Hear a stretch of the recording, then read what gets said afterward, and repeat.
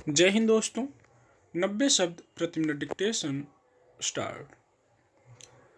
अंतर्राष्ट्रीय राजनय में यह भारत के लिए बहुत उपयोगी और मुफीद दौर है।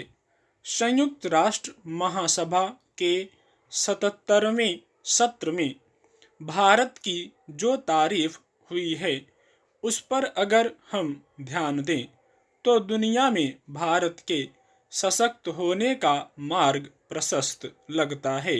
सत्र के दौरान जो भारत ने कहा है या जो जवाब दिया है, उसके अलावा विदेश मंत्री एस जयशंकर के जो बयान आए हैं, उससे निश्चित ही भारत का मनोबल बढ़ता है। खास गौर करने की बात है कि विगत महीनों से भारत का जो रुख है उससे यूक्रेन भी नाराज नहीं है और रूस भी खुश है। जहां एक और यूक्रेन के राष्ट्रपति वोलोदिमीर जेलेंस्की ने भारतीय नेतृत्व और नीतियों की तारीफ की है, तो वहीं रूसी विदेश मंत्री सरगेई लावरोव के मुंह से भी भारत के लिए सराहना के शब्द निकले हैं।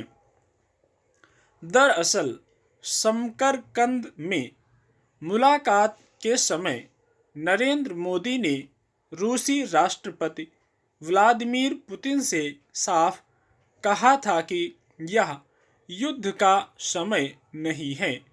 इतनी स्पष्टता के साथ समझाने की उच्च स्तरीय कोशिश भारत ही कर सकता है। ऐसे बहुत से देश हैं जिनकी अंतर्राष्ट्रीय स्तर पर भारत से भी ज़्यादा भूमिका है, लेकिन वे कतई ऐसा नहीं कह सकते जैसा भारतीय प्रधानमंत्री ने कहा है। दरअसल नए पुराने महाशक्ति देश तो साम्राज्यवादी तमन्ना लिए आगे बढ़ रहे हैं। कई तो ऐसे भी देश हैं जिन्होंने बहुत पहले ही यह सोच रखा है कि आने वाले वर्षों में पड़ोसी देशों से क्या क्या हड़प लेना है। ऐसे में भारत अगर कह रहा है कि यह युद्ध का समय नहीं है, तो दुनिया गौर से सुन रही है और सराहना भी कर रही है। संयुक्त राष्ट्र महासचिव एंटोनियो गुटेरेस ने भी माना है कि भारत टिकाऊ विकास लक्ष्य पाने में अहम भूमिका निभा सकता है। जमैका, गुयाना और पुर्तगाल ने भी भारत की खुलकर तारीफ की है। सबसे मानी खेज है भारत के प्रधानमंत्री द्वारा दो टूक सलाह के बावजूद रूस नाराज नहीं है।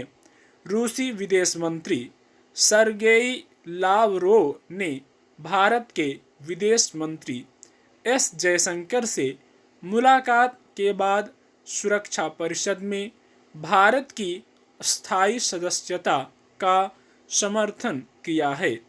संयुक्त राष्ट्र महासभा को संबोधित करते हुए रूसी विदेश मंत्री ने कहा कि उनका देश भारत को स्थायी सदस्यता के लिए योग्य उम्मीदवार मानता है। कहा जाता है कि अच्छा काम लौट कर आता है, तो अनेक देशों ने महामारी के दौरान भारत द्वारा दी गई मदद को याद किया और भारत का आभार जताया। द्विपक्षीय वार्ताओं में भारत की तारीफ पहले भी होती थी, लेकिन महासभा के मंच से अगर भारत की तारीफ का दौर शुरू हो तो इससे भविष्य के लिए आशा जगती है। भारतीय विदेश मंत्री की साफ गोई से ऐसा लगता है कि भारत सुरक्षा परिषद में स्थायी सदस्यता के लिए दिलो जान से जुट गया है। अमेरिका, ब्रिटेन, फ्रांस और रूस द्वारा स्थायी सदस्यता के लिए मिले समर्थन के बाद भारत के विरोध में केवल चीन रह जाता है। जरूरी है कि भारत को विश्व मंचों पर खुला समर्थन मिले। स्टॉप।